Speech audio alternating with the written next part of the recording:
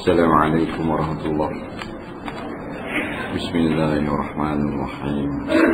الحمد لله رب العالمين، والصلاة والسلام على أشرف الأنبياء والمرسلين سيدنا محمد وعلى آله وصحبه أجمعين.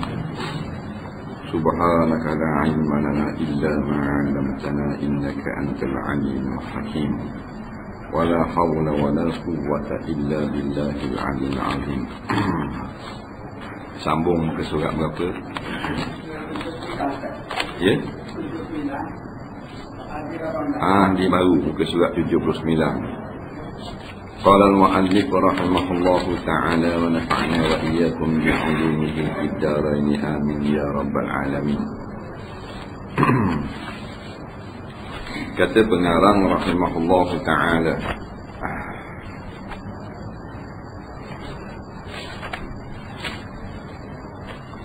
hadis yang ke-18, An Ibn Umar annahu qala ja'atil yahud ila Rasulillah sallallahu alaihi wasallam fazakarahu lahu anna rajulan minhum mamra'atan zanaya faqala lahum Rasulullah sallallahu alaihi wasallam ma tajiduna fi Taurah fi sya'nir rajam faqalu naqdahuhum wa yujladun faqala Abdullah ibn Salam kadzabtum inna fiha ayatar rajmi fa'atau bit Taurah fanasiruha fawada'a ahaduhum yadahu ala ayatir rajmi summa qara'a ma qablaha wa ma ba'daha faqala lahu Abdullah ibn Salam irfa' yadaka فرفع يده فإذا فيها آية الرجم فقالوا صدق يا محمد فيها آية الرجم فأمر بهما رسول الله صلى الله عليه وسلم فرجما فقال ابن عمر فرأيت الرجل يحني على المرأة يقيها الحجارة. Artinya daripada Ibnu Umar bahwasanya berkata ia telah datang orang-orang Yahudi kepada Nabi SAW, maka memberitahu oleh mereka itu bagi Nabi bahawa seorang laki-laki daripada mereka itu dan seorang perempuan telah berzina oleh keduanya pasangan.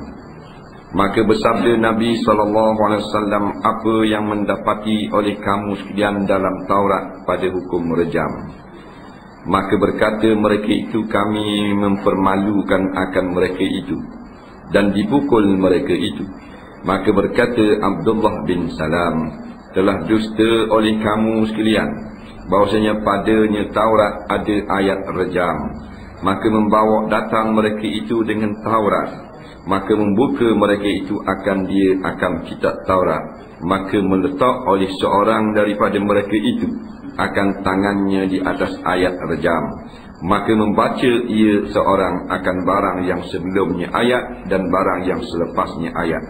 Maka berkata baginya orang tersebut oleh Abdullah bin Salam, angkat akan tanganmu. Maka mengangkat ia lelaki akan tangannya, maka tiba-tiba padanya pada tangan ada ayat rejam. Maka berkata mereka itu, benarlah ya Rasulullah, padanya Taurat ada ayat rejam. Maka menyuruh Nabi dengan keduanya yang berzina oleh Rasulullah SAW, maka direjam akan keduanya yang berzina. Maka berkata Ibnu Umar, maka telah melihat olehku akan yang laki-laki menundukkan diri atas yang perempuan, melindungi olehnya laki-laki akan batu itu. Hadis ini ada dikeluarkan juga oleh Bukhari dan Muslim, yang selain daripada Imam Malik, diriwayat oleh Imam Bukhari dan Muslim. Maknanya hadis ni hadis sahih. Dalam sahih bagi keduanya, sahih Bukhari dan sahih Muslim. Dan ada juga dikeluarkan oleh Abu Daud dan Tirmizi dan Ibnu Majah dan Ahmad dan lainnya dengan jalan yang bermacam-macam. Jadi cerita malam ni cerita tentang hukum hudud ke atas jenayah zina. Satu hari ceritanya Abdullah bin Umar. Abdullah bin Umar ni anak Sayyidina Umar lah, ayah dia Dana Menteri lah. anak dan menteri cerita hadis ni. Kalau anak dan menteri kita kena dengar lah. Tak? Kalau anak tok ngulu lah turut dah. Tok ngulu kapung. Baru bagi mata cakar baru. Ni anak Sayyidina Umar. Kalau tak mau dengar kot terjun telaga kan. Anak Sayyidina Umar sahabat Nabi pula. Dia kata lagu mana? Sedang-sedang duduk bersama dengan Nabi SAW datang orang-orang Yahudi. Hak kafir lah. Yahudi Madinah. Cerita berlaku di Madinah. Orang Yahudi masa itu duduk di bawah takluk kerajaan Islam Madinah. Mereka bayar jizyah tiap-tiap tahun. Jadi kafir zimmi. Jadi mari bila ada satu-satu kes jenayah, mari jumpa Rasulullah. Walaupun dia orang kafir. Maka mari datang tanya kepada Nabi SAW, wahai Muhammad, berlaku kes zina di kalangan kami, nak buat guana. Nabi tanya mereka, dah mu orang-orang Yahudi muduk kata beriman dengan kitab Taurat. Dan kitab Taurat kata lagu mana? Kalau berzina. Jawab puak-puak Yahudi, kitab Taurat kata kalau berzina, iaitu hukumannya dia arak keliling kampung, lepas tu dipukul, habis cerita. Maka kata Abdullah bin Salam bekas orang Yahudi, masuk Islam, menjadi sahabat yang baik dan rapat dengan Rasulullah. Asal orang Yahudi, pandai kitab Taurat. Jadi puak-puak Yahudi kata dalam kitab Taurat, kalau makna berzina, hak anak-anak, hak laki ada dah, hak bini ada dah, dibuat arak, buat malu saja. Lepas tu rotang, 2-3 rotang, lepas balik. Gitulah dalam kitab Taurat. Kata Abdullah bin Salam radhiyallahu anhu, sahabat Nabi, Nawaw, lebong, aku reti kitab Taurat, aku asal orang Yahudi juga. Dalam kitab Taurat ada ayat rejam. Mana boleh main-main pakai pindah-pindah hukum gini. Maka Nabi kata, wak mari kitab Taurat senang. Nabi tahu dah Abdullah bin Salam tu. Tapi wak mari kitab. Sebab orang ni dia kalau bala, kalau kita kata mu salah, mu tu, dah mu bakar. Wak mari bukti tu. Nabi kata, wak mari kitab Taurat sini, baca bab rejam. Maka puak-puak Yahudi pun balik berlari, dia ambil kitab Taurat, mari baca depan Nabi.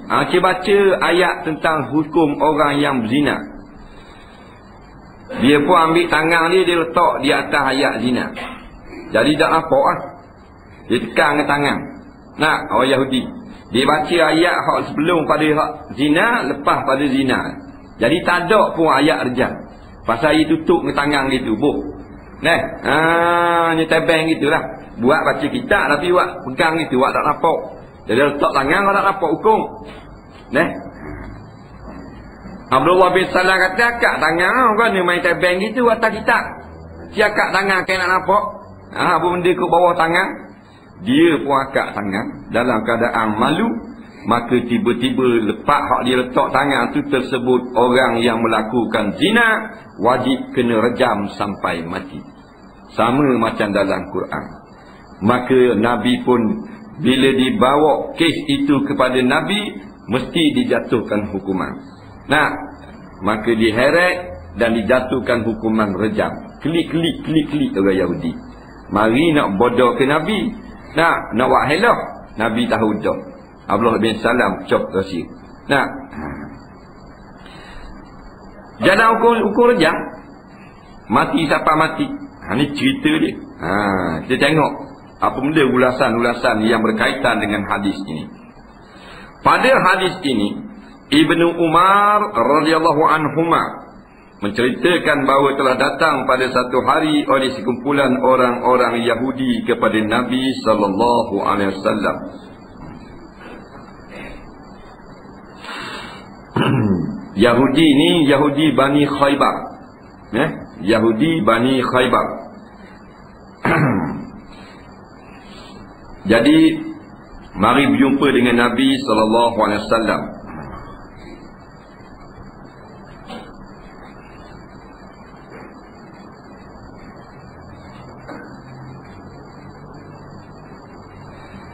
Sebelum daripada ini, dia telah pun berbahas, mesyuarat dah kapung orang-orang Yahudi, Bani Khaybar, sebelum mari jumpa Nabi.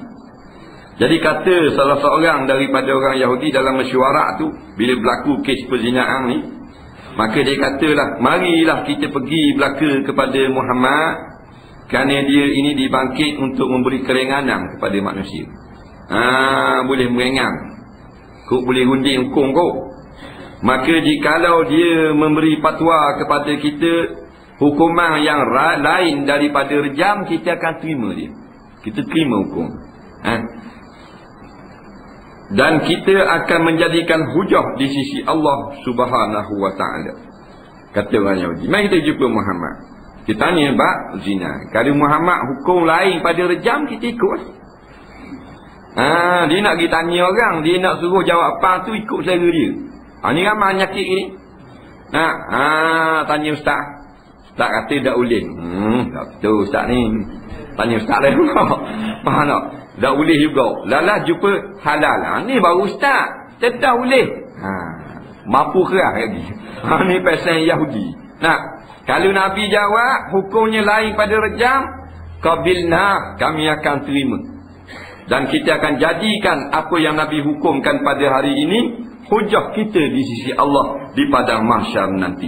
Maka mereka pun ramai-ramai datang kepada Nabi SAW. Masa datang ni, Nabi sedang duduk-duduk berbual-bual dengan para sahabat. Iaitu di dalam masjid. Lepas tu boleh bual dalam masjid. Boleh bual. Dah kata tak boleh geger. Dengan perkara dia wah. Nak cakap perkara dunia dalam masjid boleh. Siapa kata tak boleh? Tak boleh kuat, perlahan sahaja. Kerana bukan tujuan untuk sembang perkara dunia, masjid dibina. Nak cakap sikit-sikit boleh. Maka datang pada Nabi SAW, dia panggil Ya Abul Qasim. Dia panggil Abul Qasim, pokok Yahudi. Hei Abu Qasim. Orang Arab ni kalau anak dia nama Qasim, hak sulung, ayah dia panggil Abu Qasim, walaupun ayah nama lain. Ayah nama lain, dia panggil nama anak. Anak nama dia sulung nama Qasim, dia keluar Abul Qasim. Kalau anak kita hak sulung sekali nama Zaid, kita nama Mamat, orang panggil Abu Zaid. Ibrahim panggil gitu, panggil manja lah kira. Macam kita kan Pok tak, nama tak panggil Pok tak apa tak. Tapi panggil Pok tu panggil manja. Kerana tu Pok Ye.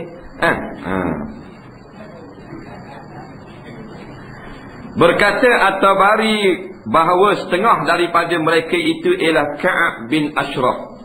Ka'ab bin Ashraf ni dia JKK ya. Dia bagian jaga segala batuan, kalam-kalam apa semua. Ka'ab bin Ashraf. Dan Ka'ab bin As'ad. Ka'ab bin As'ad ni ketua cawangan. Puak-puak Bani Khaybar. Memang gangster. Memang betul sungguh. Dan Sa'id bin Umar. Sa'id bin Amrin. Nama Arab, tapi Yahudi. Tak mesti Arab tu Islam. Nama Arab, agama Yahudi. Dia lama ni dia mengikut bangsa. Dia tak mengikut agama sebenarnya, mengikut bangsa. Nama bangsa Arab, agama Kristian macam orang Lebanon. Nama Arab. Nama Yahudi, nama Arab, agama Yahudi. Dulu-dulu gitulah. Bila kat dengan Melayu bukan mesti Islam. Islam lain, Melayu lain. Kalau Melayu tu Islam, dekat borang tu ditanya agama benda, kita boleh tulis Melayu. Mana orang faham Islam? Tak, kena tulis Islam. Sebab Melayu banyak, Melayu kafir je. Faham lagi? Melayu kafir. Mana Melayu kafir? Melayu orang kata semayang 5 waktu dak wajib. Betul tak? Itu Melayu kafir. Pok-pok Ayaping. Pok-pok ilmu nukir. Pok-pok ngaji dengan mak lak semana. Kitab Hakikat Insan. Itu Melayu kafir tu. Haji kafir dia tak? Ada haji kafir? Haji kafir orang tak? Haji tu kata kalau jalan hukum hudud, tak majulah negara kita, jadi mundur ke belakang. Jadi kafir haji tu. Pasal apa? Pasal hukum hudud, hukum Tuhan. Kalau kata tak maju, mana hina Tuhan. Hina Tuhan, tapi nah, dia gitu. Kena jaga lah ni. Jangan main patang dengan Melayu gitu. Nah, dah tu sunat. Oi, sunat bukan Islam. Tak mesti Islam. 18 kali sunat pun. Tak, kalau hina sunnah Nabi, duduk di mana akhirat. Malaikat pun masuk dalam neraka. Pasal apa? Pasal ngaji ayat Quran, ngaji ke ulama, tak ngaji ke sunnah Nabi masa hidup. Nah, maka kena hukum rosak dah akidah, masuk dalam neraka kekal selama-lamanya. Nah, dah nak alasan dia lagi, nak lawan malaikat. Nah, apa yang mau masuk aku dalam neraka, aku mau boleh masuk neraka. Malaikat kata, apa mu boleh masuk neraka? Ni, aku sunat. Nak tunjuk gitu. Jadi apa sunat? Dan Malik bin Sih. Malik bin Sih ni ngenyek kat ni. Orang Yahudi ni. Dan Kinanah bin Abil Haqiq. Dan Syas bin Qis. Dan Yusuf bin Azura. Kepala pengak ni. Kaki-kaki kata orang. Dan peristiwa ini terjadi pada bulan Zilqaidah. Bulan Zulqaidah lah. Zilqaidah boleh baca Zulqaidah tu belaka. Pada tahun yang keempat Hijrah. Maknanya 1425 tahun dah. Cerita ni, cerita lama ni. Sekarang 1429 Hijriah. Ni 4 Hijriah. Maknanya 1425 tahun berlaku. Cerita lama ni baru cerita klasik. Ni cerita klasik benda baru tiwang merah. Baru lagi tahun ni 63. Dah agak cetang tu. Ni lama ni. Maka menyebut oleh mereka itu kepada Nabi SAW bahawa seorang laki-laki dan perempuan daripada mereka itu telah berzina keduanya, laki-laki dan perempuan. Cerita zina ni cerita lama. Cerita zaman Nabi Musa ni. Cerita zaman Nabi Lut. Cerita zaman Nabi Nuh. Mula-mula orang deraka pada Allah. Tak pada zaman Nabi Nuh. Orang semua berala, orang buat maksiat. Belum pada tu, tak ada lagi semua berala. Hebat-hebat dah. Ada pembunuhan saja sebelum pada tu. Jadi siapa kelening tak habis-habis zina. Sepanjang pemerintahan Tauku Paluh menjadi penasihat kerajaan Terengganu, pada tahun awal abad yang ke-20, 3 kali berlaku perzinaan. 15 tahun. Masa zaman Sultan Zainal Abidin yang ketiga. Lening seminik 3 ekor budak puan. Nampak nyerebuh di mak rempit. Tak. Musung kepong mubuh dalam lori aku bawa dalam sterong. Ni bola misal mesin kisah seming. Ni susuk dalam guning. Ni anda atas tong ikan. Punah jana habis budak-budak puan. Budak sekolah beranak. Saya kata tampak baru ni beranak. Tak kena buang sekolah. Ngandung 8 bulan. Tak ada benda kita ni. Inilah bala Allah Subhanahu Wa Taala. Tuhan tak beri gunung berapi. Tuhan tak beri gempa bumi. Tuhan beri berzina habis budak-budak muda. Sekayu noh dalam roh kondong. Kita mandi lik bawah. Bekas air kondong dia tu. Atas nu berjujuk-jujuk. Tubik kot telah mana kot. Nak kejut tengok kot mana pula awet yang tubik kot telah rok atas nu. Sikit tubik air. Mulai-mulai ada. Blokor bukit, tak blokor bukit, blokor jambu pun rembah juga awet. Habis kapung. Dulu kalau zina gini, hotel bandar. Tahu masa kita cek-cek itu tahu lah. Akhir tu juga, awal 80-an masa sekolah. Orang kata orang zina sangat. Di hotel. Di hotel ni, hotel bandar. Lini habis kapung. Bawah surya, mulai ada. Dalam gedung. Atas surya. Sungguh. Tengok ada elek sama. Pergi mari-mari. Mu mari ambil aku merata, mu ambil aku atas. Pagi tu bik, petang tu bik, malam tu bik. Nak erat saja gitu. Kalau kita boleh, kita pun nak. Mana Haji? Betul tak? Haji ke mana? Anak dara umur 16 ikut sama Haji malam-malam. Ajak tu bik dengan motosikal. 3-4 kali tu bik, jeng Haji. Tu bik kali pertama Haji pesang tu. Ngaji tak mek dah. Tubik kali kedua dah maknanya. Nah, sembahyang jangan tinggal. Nah, tubik kali kelima je, tak ingat pula bawa kondom. Memang punah. Memang punah, saya cakap besar. Nah, memang berakhir, memang jadi begitu. Laki puang, akhirnya dia jadi begitu. Dia jadilah persetubuhan. Jalan haram nama zina, jalan halal nama nikah. Saya cakap besar. Siapa sini boleh duduk dengan ropa tomeh tak, malam-malam tiap-tiap hari boleh tubik, 4 kali sehari boleh buat tubik, tapi dia boleh sabar. Siapa anak tengok? Kak tangan muka tak malu. Faham? Faham tak lagi? Sebab tu punah anak-anak muda kita. Siapa yang buat punah? Mak ayah buat punah. Jadi berzina habis. Apa pula mak ayah? Dah mak ayah dok. Betul tak? Kambing kalau gelak sikit tak balik, kita goreng cara lapu becek. Panggil Mina. Anak dok kambing. Nama Mina. Tak? Takut nyambik dah orang. Dan anak puan dah adik dah apa? Pukul 11 malam duk main pandang kat lagi. Pukul 12 malam ada di cering. Dah gitu teruk pun. Berkata Ibn al-Arabi dalam tafsir, bermula nama perempuan itu ialah Busrah. Dia popular ni cerita ni. Nama Busrah. Maka berkata Nabi SAW kepada mereka itu, apa yang kamu dapati dalam kitab Taurat berkenaan hukum zina itu? Dan mubari ni nak minta aku beri hukuman. Dan ni ahli kitab, mu orang Yahudi ada kitab, Nabi Musa turun kitab, mu duk suruh sangat ikut Nabi Musa. Kitab Taurat kata guana dalam bab zina ni.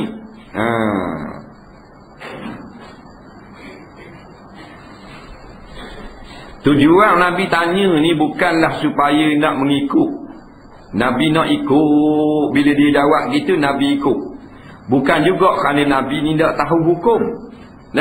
Cuma nak melazimkan bahawa mereka kena terimalah apa yang ada di dalam kitab mereka itu sendiri, sebagaimana apa yang ada di dalam Al-Quran bagi umat-umat yang akan datang. Nabi tanya bukan kerana Nabi tak tahu hukum zina. Nabi tahu dah. Nabi tanya pula bukan kerana nak ikut jawapan yang telah diberi. Nabi cerak belaka dah. Nabi beritahu supaya nak khabar kepada manusia hukuman-hukuman yang berkaitan dengan hudud. Tak usah pakai buah mulut orang. Kena ikut kitab yang turun daripada langit. Ni sekarang ni pakat tolak hukum hudud. Kalau haji dengan haji-haji duduklah api neraka. Hajah dengan hajah-hajah pun celup tepung kau kat ni. Mu mustaq ke, mu mufti ke, mu qadi, mu ketua imam besar, mu ngaji masjid, ngaji pondok. Mu tak kira siapa pun, esko, presiden, George Bush ke, tolak hukum yang ada dalam Quran, balik awal, dulu kini selamanya. 4 kali sunat lagi tak jadi apa. Pasal hukum Quran. Jangan main-main. Hukum manusia boleh buat gunting. Boleh pindah. Dah kita dah lama dah duk pakai maknanya lapu isyarat ni dah. Merah berhenti, kuning berjaga-jaga, hijau jalan. Kita nak pindah colour lain boleh tak? Boleh Pasal apa boleh? Nak beri faham ni. Pasal undang-undang tu bukan hak dalam Quran. Hak kita buat sendiri. Bila hak kita fikir dengan kepala otak kita sendiri, kita boleh pindah. Tu orang Islam. Baru jadi orang reti. Baru orang beriman. Biar reti. Hukum yang kita buat sendiri, kita boleh pindah. Hukum daripada Allah dan Rasul, tak usah tebang nak mengada-ngada. Kerah, kemah sampai kiamat. Hukum kita buat diri ni. Tak ada masalah. Macam surah ni kita buat dah lama puas dah, kita naik tangga kuali kanan. Kita buat tangga kuali kiri pula. Allah lagi Tak ada sebut dalam Quran mesti tangga kuali kanan, mesti pintu kuali belakang. Tak ada masalah. Macam lapu kan. Puas dah lapu merah berhenti. Kita buat lapu merah jalan blok. Ada masalah. Kuning berjaga-jaga. Hijau tak ada. Sakit mata tengok. Biru jangan berhenti. Tak? Boleh tukar. Setuju belaka kabinet, tukar lah. Pasal apa boleh? Tuhan dah arah. Tak? Bukan hukum agama. Hudud ni hukum agama. Siapa yang mengaku Islam, lepas tu dia kata tak boleh buat kerana ni tak molek, batal Islam dia. Sama macam orang semayang, lepas tu dia pergi makan nasi, minum air. Batal semayang. Lepas tu kita kata batal Islam ni, nak marah. Bodoh punya orang. Dah mu semayang, lepas tu ketuk lepuk. Kita kata batal, dia nak marah. Kita kata batal. Batal dah mu ketuk bodoh. Dia gitu.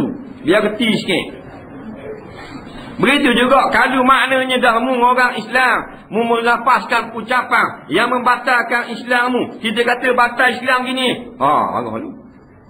Marah dia. Terima kasih kalau begitu, kita taubat tak mau kata dah baru jadi orang. Tak?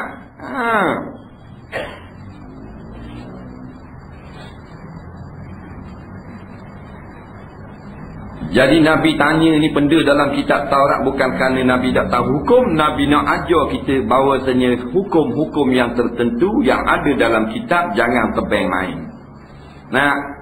Jangan tebang nak pindah, jangan nak mandar-mandar. Dan Nabi nak mendirikan hujah bahawasanya mereka adalah umat yang suka menukar-nukar hukum. Kalau orang Yahudi yang bernabikan Musa alaihissalam menolak hukum hudud dalam kitab Taurat, masuk api neraka, maka umat Islam akhir zaman ni tolak hukum hudud dalam Quran, masuk dua ni. Masuk surga tak? Masuk neraka. Faham baik, tak kira siapa-siapa. Politik tu hal politik. Agama jangan main-main. Mu dalam bab ni mu tak apa, aku bab rakri, aku orang hijau, aku orang biru, tu kepandamu. Bak nak cari makan ketara. Tapi dalam bak hukum Quran, jangan main-main. Aku kena ikut Quran. Aku kena ikut sunnah. Siapa-siapa pun kalau lain pada sunnah, walaupun pemimpin yang paling besar, aku tak mau ikut. Pasal pelik pada sunnah. Dalam bak cari makan, aku carilah denganmu. Dalam bak mu terjun dalam lubang bewok, aku tak mau masuk. Leni duduk belaka. Nak makan punya pasal. Boleh mata cakur sutih, suka sangat. Padahal kita dengar. Mu mana dekat nak tak? Batu nak. Jangan pergi surah tu. Tak pergi surah. Boleh hulu cakur, mata tak boleh lagi. Dah mata bila? Mata pas ngundi. Dah sini hulu saja nak mana? Katok kepala mulu. Siapa gitu semua. Maka menjawab oleh mereka itu, kami bukakan keaiban mereka itu dan kami pukul akan mereka itu. Yakni tiada kami dapati dalam Taurat itu hukum rejam. Kata puak-puak kepala pengat, puak-puak Yahudi yang mari ni, bila Nabi kata dalam kitab Taurat hukum mana? Nabi nak kena tu. Dalam Taurat dia jawab lain. Dia kata Taurat tak ada rejam-rejam. Dalam Taurat kata berarak gitulah. Coteng muka dengan arang wak raung. Start daripada bala pulih surah ni, siapa pasok kat asal minggu tu, pusing balik kot dewan. Habis lah balik rumah.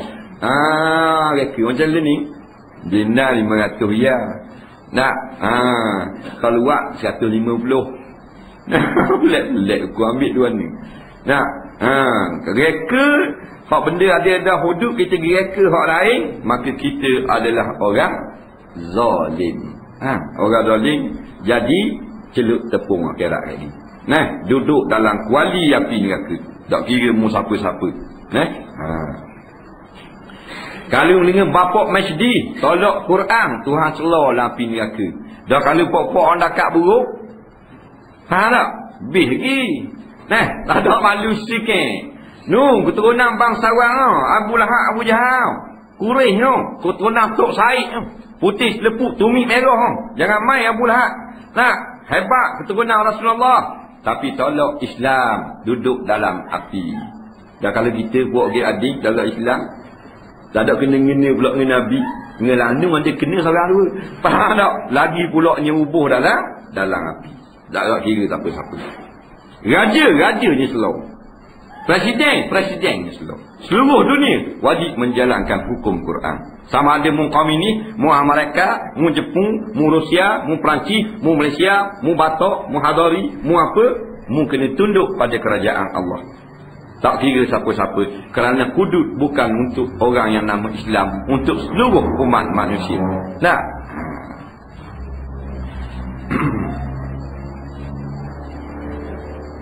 maka berkata Abdullah bin Salam jawab. Abdullah bin Salam ni dia orang Israel lah. Dia orang Bani Israel. Abdullah bin Salam masuk Islam.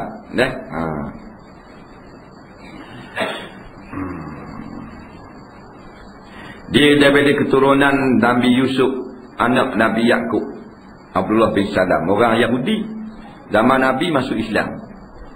Sasilah dia siapa tu pada Nabi Yusuf. Hebat sasilah dia. Siapa ke Nabi Yusuf? Kita je kita hitung sasilah kita.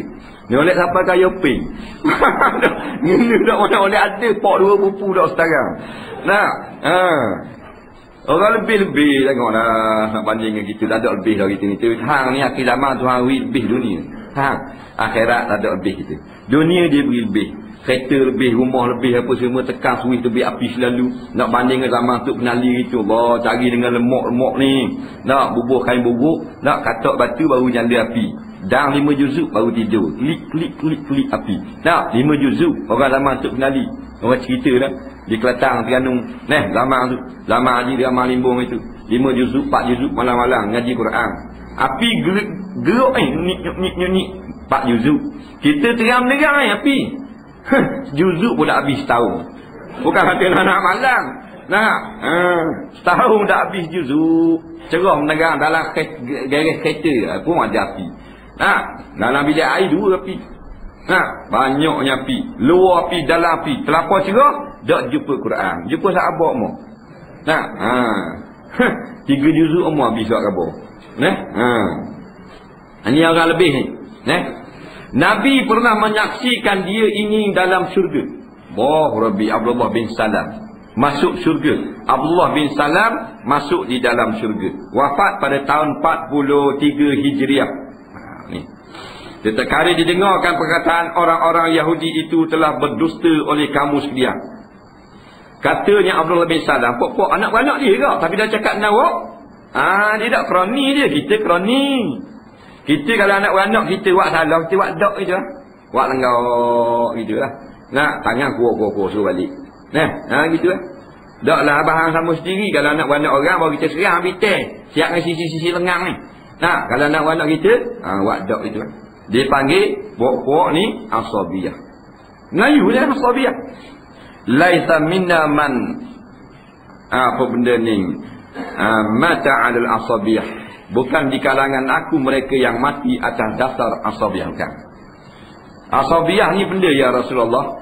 Antu'ina kaumakum ala zulmihim. Bahawa kau tolong akan anak beranakmu atas perkara salah.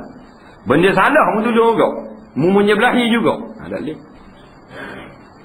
Sesungguhnya sabit di dalam kitab Taurat itu hukum rejam atas yang berzina.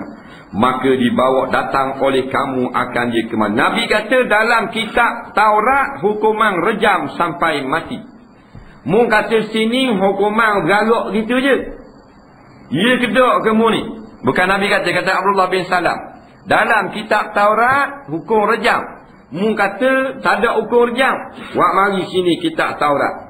Abdullah bin Salam kata. Orang memang nak marah Abdullah bin Salam. Anak beranak orang nak marah. Pasal apa pecah bu. Tidak kira masuk belah kebenaran. Maka bawa datang oleh mereka itu akan kitab Taurat. Maka membuka oleh mereka itu akan kitab Taurat. Maka tiba-tiba meletakkan oleh salah seorang daripada mereka itu akan tangannya ke atas ayat berkenaan hukum rejam supaya terlindung ia ayat itu.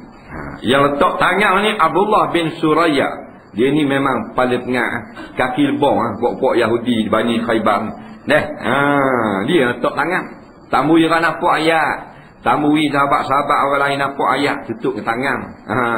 Abdullah bin Salam anda. kitab Taurat. Nah, dia boleh baca. Nabi tak boleh baca, Nabi ummi. Tapi Nabi reti belaka. Nah, kitab mana dia reti belaka. Nah, lepas tu dia tak payah baca. Nah, dia baca dengan hatinya saja. Nah,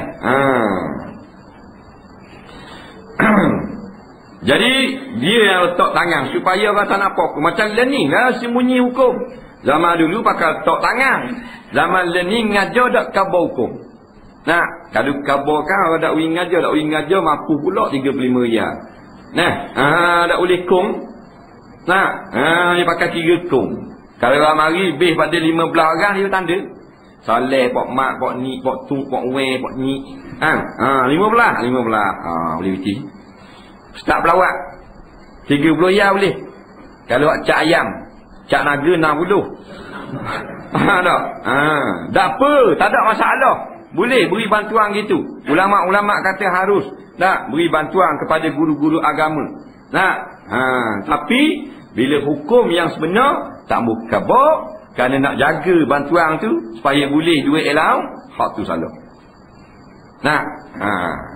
Sebab tu dalam bidang agama nak bahang gaji tak ada masalah. Mufti boleh gaji halal, Tok Imam boleh ambil gaji, Tok Bila boleh ambil gaji, orang ngajar Quran boleh ambil gaji, boleh. Ni pandangan jumhur ulama. Tapi ingat, jangan sembunyi hukum Allah, kerana mu telah ambil gaji daripada para pekerjaanmu menyampaikan agama. Kalau mu sayang pada gaji, mu sembunyikan hukum kerana nak jaga gaji, maka jual ayat Quran. Situ bawa panggil jual ayat Quran, bukan semata-mata ambil gaji.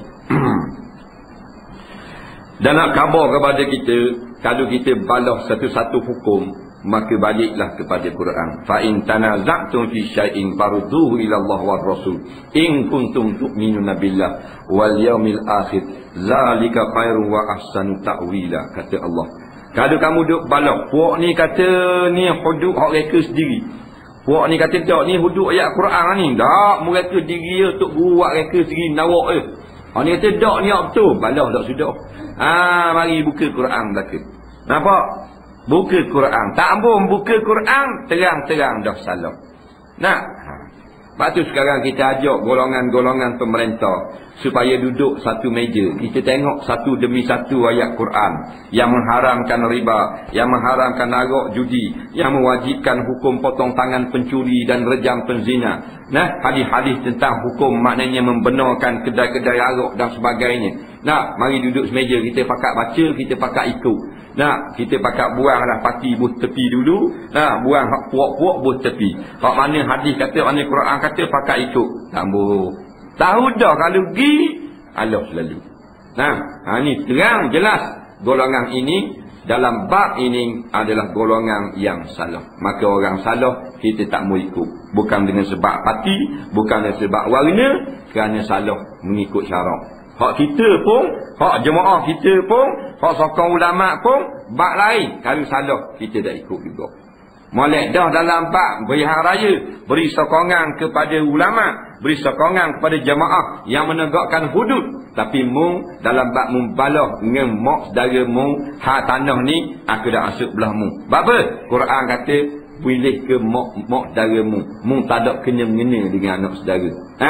Walaupun mu tua cawangan, mu tua muda, aku haram masuk belah mu. Kita kena ingat baik. Baru juruh kita. Jangan halik demo tu kita nak katak dengan tukung, tak kepala kita main nak susuk kepala tak mau. Hak salah, tetap salah.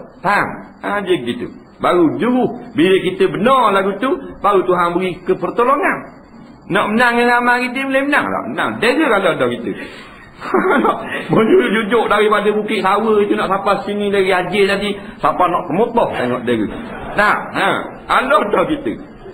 Menang dengan pertolongan. Pertolongan Tuhan nak beri gua ni kalau kita ada lagi ketidakjujuran. Pada setengah tepat. Dalam bab hudud tu dah kita sokong hudud.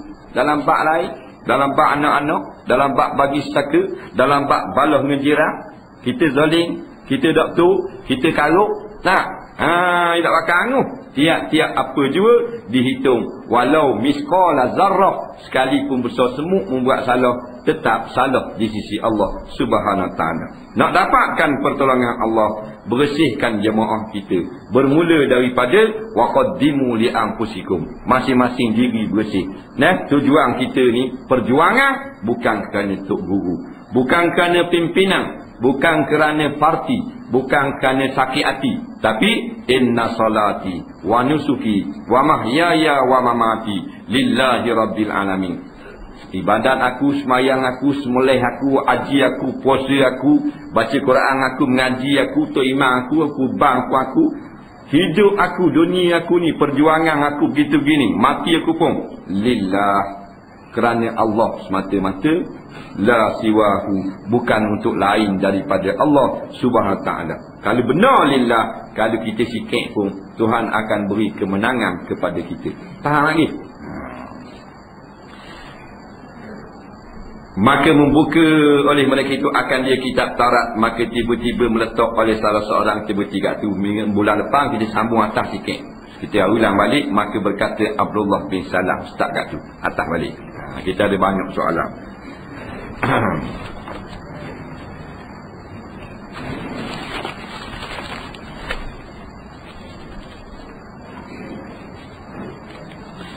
Telah kerajaan Hadari memerintah Terengganu, program kata Terengganu telah berzaman wujud, iaitu Terengganu Darul Iman telah dikuburkan, diganti dengan Islam Hadari Terengganu Bestari. Jadi tak ada nama beriman, bubuh nama Bestari pula dah. Hadari ni majulah. Maju kan ni, main dulu kita rumah buruk sokmo, maju pokok dia 5-16 orang. Nak apa boleh buat rumah berjuta-juta, siapa yang maju? Tak, kontraktor besar yang maju. Kita tak maju. Jangan jadilah kita ni jadi bodoh. InsyaAllah tahun ni 2008 jadi orang cerdik pula. Tak, jadi orang cerdik tak. Jadilah, berhentilah jadi orang bodoh. Diperbodoh-bodohkan. Tak, dalam jalan tu berlubang-lubang, dia mari keping cerita pembangunan, kita pun hanggup belaka meneleh heliu. Kita dia balik, kita tengok jalan berlubang pula. Mana jadi tak berhenti nak mikir gitu. Tak ada nama Terengganu Darul Iman, Terengganu Bestari. Bestarinya bestnya tari menari. Itu menari semua. Tak. Bila kerajaan BN kembali perintah Terengganu tahun 2004, pemimpin Islam Hadari telah mewar-warkan Terengganu akan saksi pemwenang yang tidak pernah terlintas di fikiran dan tidak pernah dipandang oleh mata mereka. Dilaksanakan negeri Terengganu betul sungguh learning. 21 buah replika masjid dan bangunan bersejarah telah didirikan di Pulau Wangman, memakan ruang rakyat sebanyak 250 juta. Tak termasuk 6 juta untuk puak-puak tu berhabis semasa orang dunia cari bahan-bahan. 600 ribu lagi habis dibelanjakan untuk mengadakan maksiat besar-besaran siang dan malam selama 9 hari, mula 1 hingga 9 hari bulan 2, kerana persemian terhadap replika masjid tersebut, termasuk Masjidil Haram dan Masjid Nabawi. Adakah patut masjid Allah yang dimuliakan diperlakukan dengan sedemikian rupa? Baik. Sekarang ni, hak dah sibuk dah ni di Pulau Wamang, 250 juta tu maknanya angka rasmi yang keluar dalam paper-paper. 250 juta. 250 juta ni telah dibazirkan untuk buat replika. Replika, nampak replika ni bukan masjid sungguh. Buat cek ni ada besar garis kereta sesa masjid. Ada besar garis kereta, kalau nak semayang boleh 2 orang. Tu imam makmum, tiku 4 ekor muat. Faham? Harga dah pada 3-4 juta sebuah. Kalau maknanya kalau digunakan 250 juta ni buat jalan-jalan betul dengan lampu, menerangkan lampu-lampu di Keluberang, di Kenyir, di apa benda ni, blok-blok Peldah, hak tu lagi baik pada orang kampung. Hak tu sepatutnya. Tu baru panggil kemajuan yang sebenar dibawa oleh rakyat, dibawa oleh kerajaan. Ni dihabiskan atas nama projek. Projek pula mu cari mu hitung 6 juta, aku hitung 3 juta. Tak, kita telenggok-lenggok tengok saja. Nak masuk tak boleh, pak tak ada. Kena berjalan kaki daripada luar 3-4 batu. Kelek anak pula. Benda tak siap pun macam mana? Ni semua ni kali kita nak kira pembaziran semata-mata. Nak bazir duit apa? Duit kita, bukan duit kerajaan, duit kita. Kalau duit UMNO tak ada masalah, tu duit dia. Tapi duit kita. Nak ambil balik hak hilang 250 juta tu, naik harga ni kau naik semua. Kita ni jadi tak boleh nak mikir langsung. Padahal makan nasi. Bukan makan meh, bukan makan rumput. Bukan orang ceruk, bukan makan inyong muda macam beruk atas nunggu. Orang tapi tak berhenti nak mikir, bodoh pada kambing, bodoh pada beruk. Dia habiskan ratus juta. Hak ni ratus juta, hak tu ratus juta. Stadium pula ratus juta. Kita boleh masuk? Tak boleh masuk. Mereka ni hamba dulu lagi. Tak boleh masuk. Bukan hak kita. Untuk buat pameran saja, untuk didapatkan projek gitu gini. Mu lepas babak, aku lepas 2-3 beranak, mu lepas 3 hotel kereta, kita tetap dalam keadaan tertipu. Tapi nak buat gua ni, kita yang buat diri kita sendiri. Kita diri kita sendiri bodoh. Dewi 10 ya, 15 ya budak-budak, khabar juga tiang api bangkareng mampu keras terus. Pecah hontok otak, tobik mata bangkareng, khabar pokok buluh nak lepek. Dia kena dak muka kita. Lalu saja letak situ 20 juta, letak sini 2 juta. Mendengar. Bila lagi kita nak jadi cerdik? Nak jadi cerdik lah pula.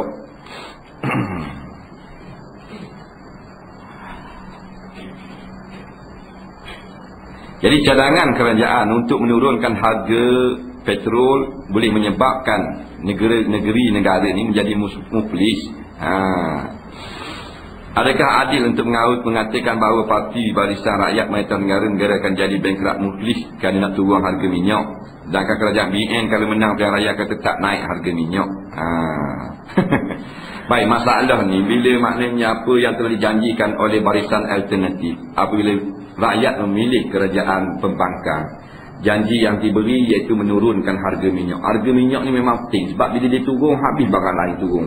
Bawang, lada, ikan turun belaka. Minyaknya pun turun pasal hal pengangkutan ni, minyak kenderaan. Bila pengangkutan tu naik harga, kena naik habislah benda lain.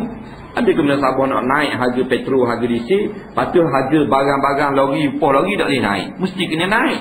Dah harga minyak naik.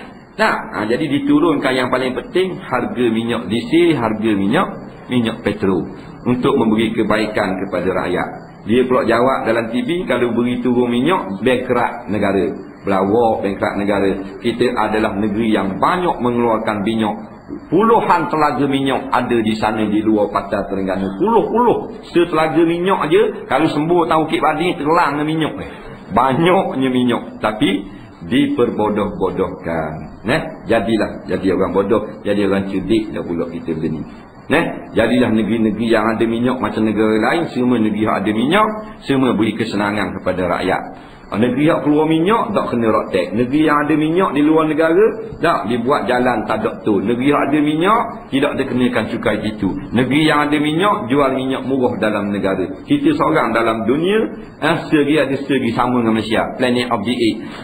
Kalau ada minyak mahal pada negeri yang tak ada minyak. Ini semua ni penipuan semata-mata.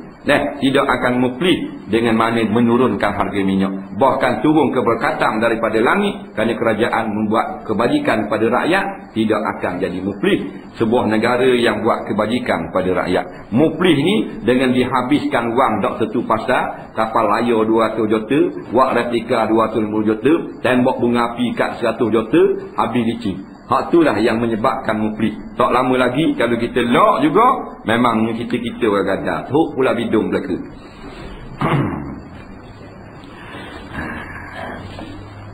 Dalam edisi siasah, Dr. Mahathir menyeru rakyat supaya menolak BN dalam pilihan raya ke-12 akan datang kerana pelbagai penyimpangan yang timbul. Banyak sangat dah. Dr. Mahathir berapa kali ikan bodoh. Dah tapi nak kata gua ni. Ya ni. Buaya kotak dah dah. Buaya kotak suruh kepala rendang lampau yang bodoh rendang. Rakyat ni tak tahu mana. Tak tahu taraf fikiran dia lagu mana. Makcik nak air kotak. Boleh? Buang kain tinggal dalam je. Joget makcik. Jangan main. Orang Melayu. Bodoh je orang Melayu ni. Jangan marah. Nak buat ni bodoh sungguh. Tak cerdik langsung. Tak macam orang Filipina, macam orang Singapura, macam orang Thailand cerdik kok. Tak. Bodoh-bodoh sangat. Mari joget lepas tu buang habis. Kita tengok orang main kampung Hadari. Duduk dana ni, duduk kenyai. Tengok juga. Tengok. Di rumah dia tu tak pergi orang ngajar kat rumah. Nak betul akidah apa yang ada? Ada. Nak masuk pak batu jalan kaki dukung anak. Anak pula lengah pula mak, anak pula dukung mak. Tak boleh masuk dalam. Yang boleh masuk orang besar belaka. Hak kereta sofa. Rung akak gig. Rung akak gig. Kita rakyat jelata tengok ni nitik dia. Jalan kaki 4 batu, tubik 4 batu, 8 batu. Sama dengan kalau berang jalan sampai tak sikit pada haji. Nah bodoh ke cerdik. Nanti kata bodoh, kata cerdik aku pula. Apa pendapat berkenaan makmum yang bawa telefon dan berbunyi ketika sedang solat? Batulah masalah berbunyi sedang solat ni makruh. Hukumnya makruh. Tapi kalau kita tahu dah memang lagu tu mengganggu orang, kita sengaja buat bunyi juga, hukumnya haram. Hukumnya haram. Sebab itulah sebaik-baiknya buat dak bersuara. Bawa tak ada masalah. Dia menjadi keperluan akhir zaman. Lalu kita penting juga. Tengah semayang, lepas semayang tak payah balik. Nak ada hal mustahak. Tapi ingatlah. Sebab tu banyak sekali di surah di masjid ditulis itu, matikan telefon bimbit. Dia nak semayang kan? Jangan buat bunyi lagu tu. Pendapat berkenaan mereka yang memakai kopiah tapi rambut harapan keluar, tak ada masalah. Tak ada masalah. Nak pakai rambut keluar ke rambut masuk dalam, tak ada masalah. Pakai kopiah ni dikira satu sunnah Nabi SAW. Menampakkan dahi ni, katanya ulama-ulama, menampakkan rambut ada setengah dari tanda tawaduk. Sebab tu setengah-setengah orang di Sudan, dia pakai serban, dia pakai gitu. Rambut dia tu big gini. Dia rambut. Dia pakai serban besar tapi tu big belaka rambut gini. Dia tak sama dengan pokok kotar, pokok Yamang dia pakai serban atas dahi. Tu apa rambut? Buat atas dahi gitu. Nak semayang dia akak gitu pula. Nak semayang. Kalau pokok Sudan dia semayang gini dah. Memang nampak kepala gini. Pokok Iran nampak kepala tadi. Tidak akal gini macam kita. Kita pakai gini kan. Haji baru balik Mekah. Kilas kali pertama kilas dia bang gitu bang. Begak tu. Ada pandang dapat rambut-rambut ni. Yang tak boleh tu beg ekor kat belakang. Pakai ekor, pakai subang. Apa beza antara pakai songkok dan kopiah? Mana satu dah afdal dan sunnah. Sunnah nabinya iaitu pakai songkok atau pakai serban. Kolam suah dan imamah. Hak lain bukan sunnah. Pakai topi harus, pakai songkok harus. Tapi kalau musuh-musuh Islam, orang jahat, orang apa suka pakai songkok pesen gitu, kita jangan tiru songkok gitu. Kerana Nabi marah tiru. Kalau ustaz-ustaz pula tak layak pakai lah. Ustaz-ustaz, orang kerja bagian agama, bagian imam, tak boleh lah pakai sokok. Kerana dia kerja bagian agama. Nak pakai sokok ni, gawat takbir, gawat bank boleh pakai sokok. Pakai sokok hitam, baju kuk. Sabah lah dia. Ni tu imam ustaz pakai sokok. Muka jadi macam gekek, macam tikus jadi muka ustaz. Dah sokok tinggi. Ni karut belakang, kabar lah. Kan adab seorang mu'alim, seorang orang mengajar agama. Baju kena pakai baju gua ni. Dia ada adab dia. Ni pong ni. Tak boleh ikut anda. Kata ikut anda je tak boleh. Main ikut anda tak jadi kerja. Tak percaya suruh terapik. Kita buat baru lagi. Faham nak? Boleh mengata tiano, terapik akan keratik. Baju hingga. Tengok kerja dok lepis sejuk ni. Faham? Dok dah 1 kilometer berhenti. Sejuk. Tak boleh. Dia kena peraturan hak dia. Hak molek juga. Pakaian dia. Dia kena ada ini. Pong. Bila berlaku kematian amalan buat makan 40 hari 1 hari, biasa lakukan. Apakah amalan ini wajib lakukan? Apakah hukumnya? Amalan ini bid'ah semata-mata. Kalau kita buat saja-saja kita nak buat, bukan kerana kita itikad ini adalah sunat, ini adalah mesti, tak ada salah. Tapi kalau kita fikir ini adalah kemestian, ia kewajipan, itulah ajaran salah kita pegang. Kerana ini bukan daripada sunnah. Cuma kita rasa kita nak buat, panggil orang tolong baca Quran, tolong apa, ulama kata boleh hadiah Quran pada orang yang telah mati, kita beri makan. Bukan atas dasar 1 hari, sebab tu jangan buat 1 hari. 64 hari ada biti, sikit nak buat makan, panggil orang buat makan. Minta tolong baca Quran, tahlil lebih kurang. Jangan pakai 40, jangan pakai 100. Jadi adab dah yang tidak ada pun di dalam hadis. Fatwa ASB, ASN 2-3 hari ni jadi boleh pula. Jadi kita kabur sama ada. Mungkin dia boleh pula tu. Dia ada helm dia kadang-kadang. Mungkin kan ni saya dah pun tak tengok lagi, tak cek lagi. Memang ada fatwa ada hak terbaru kata harus pula. Mungkin kadang. Kalau antara dua. Yang pertama memang benda-benda saluran-saluran muamalat dia haram dengan sistem riba tu dia berhenti. Dia fatwa balik jadi harus. Adapun maknanya saham dia dengan syarikat-syarikat yang haram, dia jual segala saham dia jadi halal balik dah ASB. Itu satu cara. Yang kedua, kerana masalah sanilah Nak jaga golongan-golongan yang tertentu. Biasalah. Tukang fatwa ni lagu mana sangat.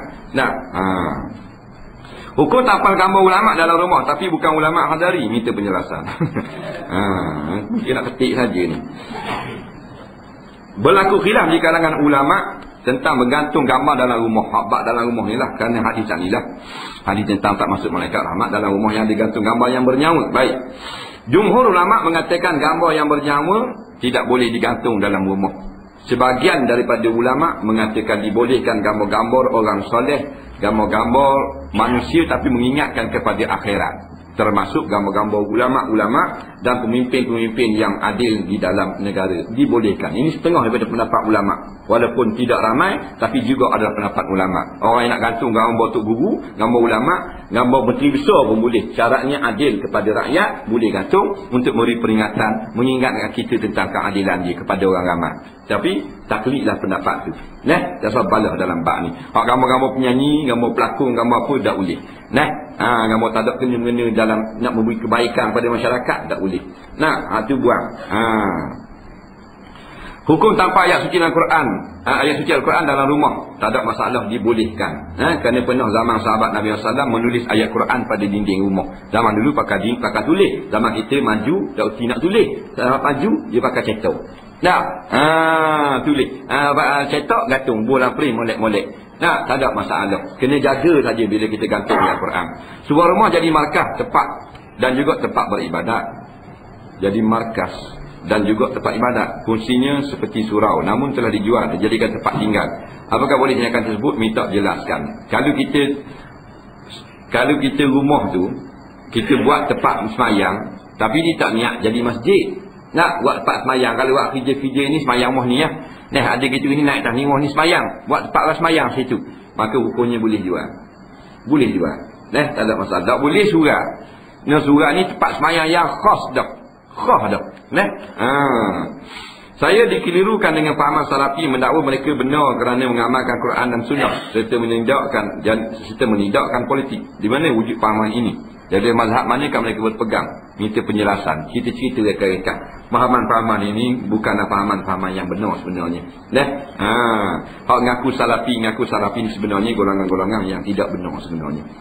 Yang kata tolak pandangan ulama, kita kena terus kepada Quran dan hadis, semua nawak belaka kerana kita dah rojok, kitab merojokkan dia, semua ada tempat rojoknya ulama-ulama belaka. Cuma kita dia kata tak boleh ikut ulama, kena ikut Rasulullah. Dia tak apa ikut ulama. Bila kita kata Nawawi telah berkata, Imam Syafi'i telah berkata, dia kata tu manusia dah sunyi pada salah, kita kena ikut Nabi. Manusia dah lah, tu dia ikut Nabi. Kata sahaja. Rojokkan dia semua ulama belaka. Ulama yang cenderung belah dia. Jadi tak betul juga. Hanya sedap pada perkataan, tetapi maksudnya tidak sebagaimana rupa. Macam baba maru kecoh hari itu. Seorang mufti muda yang sibuk masalah khilafiyah, haram dan bid'ah dalalah, mengadakan majlis tahlil. Sekarang dia jadi tak syekh tahlil pula.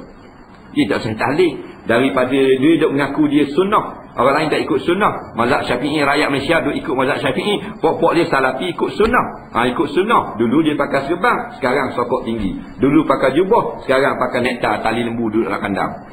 Ikut sunnah, ikut mana? Kalau mung sunnah, daripada serban hak 3 hasta jadi 8 hasta, dari 8 hasta 20 hasta, baru kau kuat sunnah. Sekarang cari makan dengan jadi memberi fatwa-fatwa yang mengarut masalah khilafiyah. Tak fatwa masalah haramnya buat kilang judi, kilang arak dan sebagainya. Tak fatwa pun tentang isteri-isteri pemimpin mendedahkan aurat di khalayak ramai. Tak berani nak fatwa tu. Jelas puak-puak ini hanyalah bermain-main dengan ayat Quran dan Sunnah untuk mencari habuan dunia. Jangan kita terpedaya.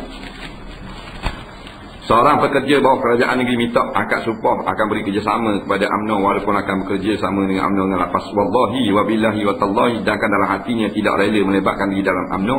Minta penjelasan. Barang siapa yang telah bersumpah untuk buat perkara maksiat, wajib melawan sumpah. Kalau diturutkan juga sumpah itu berdosa besar di sisi Allah. Sumpah ini wajib kita tunai, nazar ini wajib kita tunai, nazar yang harus pada syarak sahaja.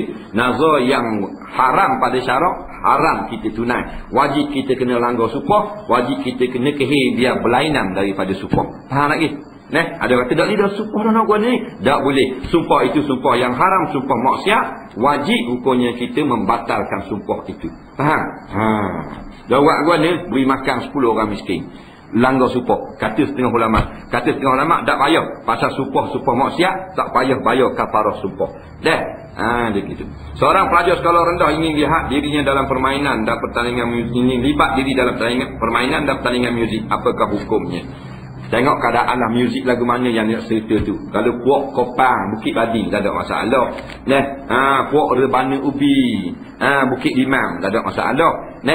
Jangan masuk orkestra sudahlah. Jenis muzik yang mengasyikkan, akhirnya kita leka dalam muzik. Walaupun setengah ulama mengatakan hukumnya masih lagi harus, tapi membawa kepada kelekaan semata-mata. Dalam keadaan kita yang telah pun begitu leka, menyertai pula muzik-muzik seperti ini, modal tak macam mana, tak gagah ilmu, tak hanya ada ilmu agama, hanyut dengan muzik-muzik pula. Jadi syaduz zara'i kita haramkan dulu kumpulan-kumpulan muzik seperti ini. Apakah cara untuk tambah pengetahuan agama? Kalau baca buku agama tanpa guru, maka gurunya adalah syaitan. Memang benar ini perkataan ulama-ulama. Man akhadhal uluma bi ghairi syaikin fasyaitanu syaikuhu. Barang siapa yang mengambil ilmu tanpa guru, maka syaitanlah menjadi tuk gurunya. Apa maksud? Maksudnya begini. Ilmu yang belum kita pelajari, kita hanya terus berpandukan buku, itulah syaitan yang menjadi guru. Memang salah ilmu kita. Tapi kalau kita telah mendalam, kita belajar ilmu tu, katakanlah kita sedang ni duduk ngaji sangat, ilmu apa benda ni, ilmu fiqh umpamanya, ilmu bab semayang, duduk ngaji 2-3 malam dalam nada kitab. Dalam masa yang sama, kita pun beli buku-buku untuk tambah pengetahuan tentang hal semayang. Itu dibenarkan oleh syarak. Kerana kita ada tempat mengaji, kita ada tempat sandaran. Yang tak boleh, tak ada guru langsung, pakai beli kitab saja. Tak usah kata bab semayang, tak usah kata bab akidah. Kalau bab pasang maknanya enjing motosikal pun memang tak jadi. Kita tak pernah buka enjing motosikal, kita tak kenal pelayan dengan tukuk, sekolah bunga kita kata gastung. Kita tak kenal lagi. Kita beli buku bab pasang enjing motor, kita pun pasang. Jadi ya enjing. Memang tak jadi enjing, jadi mesinnya. Banyak lagi ni. Apakah yang masukkan kepimpinan dalam solat? Adakah ia lebih memberi kesan terhadap individu atau pada jemaah? Minta jelaskan masalah kepimpinan dalam solat. Solat berjemaah bila solat berjemaah ini sebenarnya memberi kebaikan dan impak yang didapati sebenarnya dia tidaklah mesti kepada individu atau pada jemaah. Tapi kesannya kadang-kadang kepada individu, kadang-kadang kepada jemaah. Tetapi agama Islam agama jemaah, agama ramai, agama duduk seorang. Maka dilatih dengan solat jemaah, latih dengan kepimpinan. Iaitu pemimpin pun ada kesan, iaitu dia tak boleh menambah-nambah apa rukun di dalam semayang, kerana tambahan itu tidak dibenarkan oleh syarak. Walaupun maknanya para makmum setuju belaka, haram tu imam ni dia nak tambah semayang zuhur 5 rakaat kerana nak tunjuk lebih tawaduk kepada Allah. Tak boleh. Maka pimpinan luar daripada itu, pemimpin masyarakat, pemimpin negara, jangan memandang-mandang dalam hukum Allah SWT. Walaupun rakyat memberi sokongan, ingat sokongan itu membawa rebah semata-mata. Begitu juga kita. Bila mana pemimpin yang ada di dalam solat, kita duduk jadi makmum di belakang, dia buat betul kena yang Nabi semayang, kita wajib kena ikut. Bahkan sujud sahwi yang kita tak lupa, Tok Imam saja lupa, tapi sujud sahwi ini suruh oleh Nabi, wajib juga makmum kena ikut sujud sahwi. Sebab begitulah ajarannya tentang kepimpinan, wajib taat pada pemimpin. Tapi ingat, kita sebagai makmum, kalau Tok Imam tak naik rakaat yang keempat, bahan tayat akhir dah rakaat 3 mayang sok, mesti kita kena tegar, subhanallah, subhanallah. Dia tak mau naik juga, kita pun niat mufarakah. Sekarang di luar sana kepimpinan yang ada buat salah di dalam pemerintahan negara, wajiblah rakyat kena tegar, kena pesan, kena nasihat. Tiba-tiba tegar pun dia lawang, tak mau ikut juga, nak buat apa punah, maka kita niat mufarakah. Niat mufarakah lagu mana? kita latih tu imam lain pula. Degil juga dia naik atas jadah bila orang qamat, kita berkah teruk dalam kolah tu imam tu. Pasal apa? Pelik daripada hak asal dah yang disuruh. Ada kala yang kita boleh bertahan, ada kalanya jangan bertahan. Bahkan kita kena terajang tu imam tu biar jatuh menyembah kot ikat. Tak, kalau setakat tu imam baca panjang, kita kena sabar. Tu imam wirid lama, kita tak boleh nak niat mufarakah, tak boleh nak cerak, tak boleh nak marah, tak boleh nak kondeng tu imam. Sabar je lah. Tapi kalau tu imam, maknanya bahang sujud sejadah dalam tiap-tiap rakaat semayang maghrib, dah, lepas tu tayat awal pula baca 15 kali, takbir 8 kali macam solat 7 kali macam solat raya, tu imam gitu. Memang kita terajang kot tikak dah. Begitu juga kalau mempermainkan hudud, menghalalkan benda yang haram, diundang penyanyi-penyanyi yang begitu merosakkan akhlak muda-mudi, dibuka segala aurat wanita dalam macam-macam acara dalam TV, kemudian diharam digam pula mulut-mulut ulama, ditarik balik bantuan-bantuan kepada tempat-tempat agama. Hak gini bukan niat mufarakah lagi, tak boleh sabar lagi, melainkan kena berkah teruk dalam kolah. Adakah boleh laki-laki berkahwin dengan anak saudara isterinya, yakni anak kakak isterinya, sama isterinya masih hidup ataupun telah meninggal dunia? Ini sedap sikit bab kahwin. Dia bolehkah si lelaki kahwin dengan anak saudara isterinya, yakni anak kakak isterinya, anak kakak isterinya, sama isterinya masih hidup atau telah meninggal dunia? Tak boleh. Tak boleh kupur sekaligus. Tak boleh kupur dua beradik dan dengan mak saudara ataupun dengan anak saudara. Faham? Tak boleh. Pasal dia kira saudara juga. Kalau kita kahwin dengan isteri kita, lepas tu kita kenal dengan anak saudara isteri kita, kita kena cerai isteri kita dulu, habis haidah dulu, baru boleh kahwin dengan anak saudara isteri kita. Faham? Kena habis haidah dulu. Tak boleh sekaligus gitu. Pakai akad nikah pula tak boleh. Wa antajma'u bainal ukhtaini, dan haram kamu himpun dua bersaudara dalam satu nikah, tak boleh. Ataupun kita nak kahwin dengan mak saudara bini kita, nak kenal dengan mak saudara bini kita, hitam mau macam orang panggil. Faham? Kita pun cerai hati kita dulu, habis haidah baru boleh kahwin dengan mak saudara bini. Lagi. Mana yang ganas ni? Adakah boleh solat fardu boleh kerja atas kenderaan seperti mana pilot kapal terbang yang tidak bersempatan untuk solat? Ya, boleh solat fardu atas kenderaan, boleh atas lawi, boleh, tak ada masalah. Bila kita tak boleh nak tinggal kenderaan itu, maka kita baru dibenarkan keringanan pada syarak semayang di atas kenderaan. Pertama sekali wajib takbir menghadap kiblat. Kalau tak boleh takbir menghadap kiblat, barulah gugur. Maka di mana-mana saja kita berhadap, maka kita adalah kira berhadap kepada Allah Subhanahu wa ta'ala. Itu adalah keadaan darurah dah. Boleh. Pasal bawa terbang ni bukan nak ikut kita. Bukan ikut pilot. Kerana semua aku turun lewat sikit, baru tu jalan tu. Dah boleh pilot, kena ikut time. Bawa taksi kereta sewa boleh. Hadung dulu tengok Medan dua apa, baru jalan. Nenggok makcik tunggulah kereta. Tak ada ni tak boleh. Saya berasal daripada Kuantan, tapi sekarang kerja di Dungun. Kadang-kadang ada urusan, saya akan pulang ke Kuantan selama 1 hari atau 2 hari. Masalahnya, adakah boleh saya jemaah dan kuasa solat selama saya balik itu? Dia asal daripada Kuantan, tapi sekarang kerja di Dungun. Kerja di Dungun. Kadang-kadang urusan, saya akan pulang ke Kuantan selama 1 hari atau 2 hari. Dia baik, hak mana rumah dia? Dia tak anggap dah rumah Kuantan ni rumah dia, ke dia anggap lagi rumah dia? Kalau dia anggap lagi masih tempat tinggal dia, hidup bulan sama, maka siapa di Kuantan tak boleh jamak kosor. Tapi kalau dia tak anggap dah dia nak duduk di Dungun lah pula. Nak duduk Dungun pula dah. Kuantan ni memang bekas asal rumah dia dulu lah. Tapi dah anggap dah sebagai tempat tinggal dia, maka boleh dia jamak kosor walaupun balik pada rumah bekas rumah dia sendiri. Tapi kalau dia masih sebagai anggap sebagai tempat tinggal dia, selama mana dia pusing itu sampai tempat tinggal tak boleh. Macam orang ada 4 orang isteri. Ada seorang isteri pertama di Kedah, isteri kedua di Johor Bahru, isteri ketiga di Terengganu, isteri keempat di Besut. Faham? Jadi hak mana-mana rumah dia gitu tak boleh jamak kosor belaka. Pasal dia kira rumah dia belaka. Faham? Rumah dia belaka. Begitu juga kita ada 2 buah rumah. Dua rumah kita duduk belaka, duduk mana duduk mana duduk main musim gitu je lah. Duduk rumah tu tempat tinggal kita belaka, tak boleh. Tapi kalau asal kita rumah ni orang Bukit Bading, sekarang kita kerja di Kuantan dah, duduk di Nung. Anak-anak sekolah di Nung. Sini ni kita dah anggap kita nak duduk sini dah. Cuma mari kita jalan tengok mak ayah kita, walaupun naik atas rumah kita sendiri, selama belum 3 hari kita singgah, boleh kita jamak kosor. Kerana kita dah anggap lagi tepat kita tempat tinggal kita yang banyaknya di Nung dah. Jadi mudah bagi kita. Soalan seterusnya, saya punya adik perempuan yang akan kahwin tak lama lagi. Dia dah berbincang dengan tunang menaik lantaran sebanyak 6,000. Namun dia sendiri telah mengurangkan nilai tersebut pada 4,000. Sekarang dia mahu mengurangkan lagi pada 3,000 kerana si lelaki masih tidak cukup duit. Masalah perkara ini kurang disetujui oleh maknya. Adakah masalah antara ini ibu bapa mempunyai kuasa penuh untuk menetapkannya? Dalam masa yang ayah saya pula tidak mengambil berat tahu mengenai persiapan perkahwinan yang tidak lama lagi, kali ini membuatkan kami bengong. Harap dapat penjelasan dari ustaz. Bengong orang ni. Lelaki dah ada piti. Nah, mula-mula mak kata 6,000. Kita kurang 4,000 boleh lah. Dah kira-kira tolak tu bik kalkulator mak dia kata tak apalah. 4,000 dah. Dah. Lepas tu nak minta kurang lagi 3,000 ada piti. Lelaki pun galak nak belaki nak bininya dah tak ada piti dah. Minta mahal-mahal. Nah, sampai 4,000 orang orang ke puan 4,000. Nah, sini 4,000 ke 6,000 sini kau. No. Lah, di bandar tu 3,000. 4,000 tak? Macam mana tu 4,000? Kalau hak kaki maknanya peti seling benar 1,800 je tu.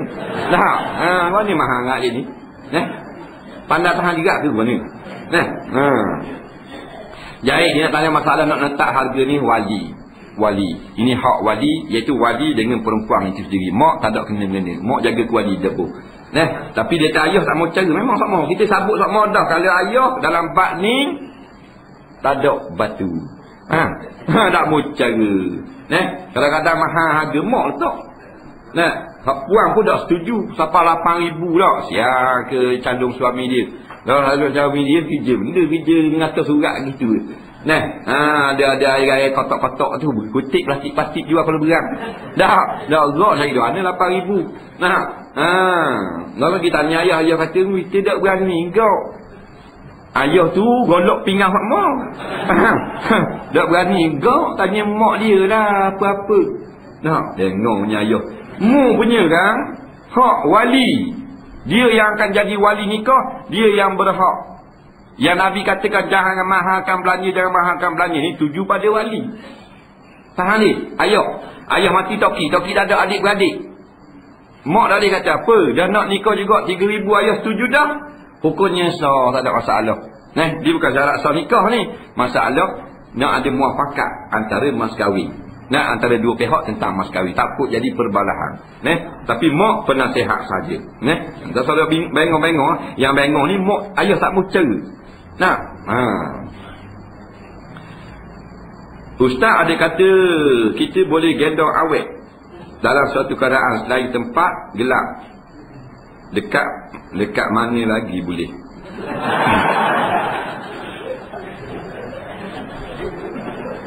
Ni boleh tahan orang ni. Set ulu point. Set ulu point. Ada sains set ulu point. Bukan kita kata boleh gendong awet dalam gelap. Kita kabar itu kalau kita ni jumpa dengan orang puang ketakutan tengah jalan di jalan digangan nak kita jabur nak lari kejar rimah. Kita lalu memutus sikap. Bukan bini kita, bukan tunang kita, bukan mahram. Dalam keadaan biasa haram gendong itu macam duduk gendong ni. Haram tu dak nikah tu gendong. Tapi hak ni kejar rimah. Nampak rimah duk kejar ni bukan rimah belah rimah kotak tu. Kalau kita tak gendong mana mati budak ni. Kita pun berhenti ambil gendong. Wak lari cung sampai kat orang ramai teruk situ. Jangan awak turun kuatan bahan si orang pula. Dah anak kita darurah nak menyelamatkan nyawa orang. Situ boleh gendong. Ataupun ketakutan sangat duduk dalam gelap minta tolong. Pegang tangan kita tak mau lepas. Atau tu sikap kita. Kita tu berada di bukit. Kita dengan orang nak jumpa. Maknanya jumpa dengan dia boleh juga bawa kalau ketakutan dalam gelap. Waktu baik kat cerah letak situ. Itu maksudnya. Dia tanya ni lain pada 4 gelap. Kat ni boleh gendong. Ni nak gendong. Kira nak munah saja mu. Galak dia. InsyaAllah lah kita bertemu di bulan hadapan dipanjangkan umur insyaAllah. Bismillahirrahmanirrahim. Alhamdulillahirabbil alamin. Wassalatu wassalamu ala asyrafil anbiya'i wal mursalin sayyidina Muhammadin wa ala alihi wa sahbihi ajma'in. Allahumma anfa'na bima 'allamtana wa 'allimna bima yanfa'una rabbana zidna 'ilma. Rabbana atina fid dunya hasanah wa fil akhirati hasanah wa qina azaban nar. Wa sallallahu sayyidina Muhammadin wa ala alihi wa sahbihi wasallam. Walhamdulillahirabbil alamin. Assalamu alaikum warahmatullahi